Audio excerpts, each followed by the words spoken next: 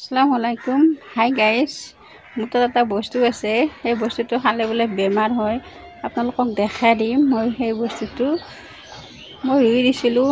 এতিয়া আৰু নাজানো, মই ইউটিউব আৰু ফেচবুকত আৰু ইনষ্টাগ্ৰামত পাইছোঁ সেই বোলে বস্তুটো খালে এটা বেমাৰ হয়। কি বা বেমাৰ হয় নাজানো।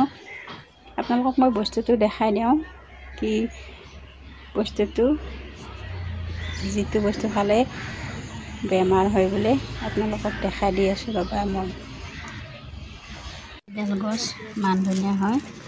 এই গছডালত পাত খালে বোলে ডাঙৰ বেমাৰ হয়নে নহয় নাজানো। আৰু ফেচবুক, ইনষ্টাগ্ৰাম আৰু ইউটিউবত পাইছোঁ আৰু মই ৰুই দিছিলোঁ।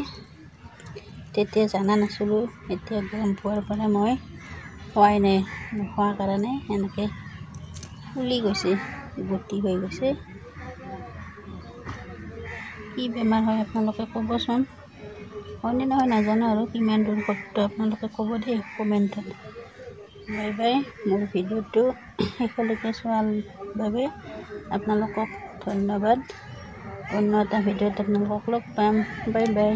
আজিলৈ এৰিছোঁ। আল্লাহ হাফিজ। ভালে থাকক, সুস্থ থাকক আপোনালোক।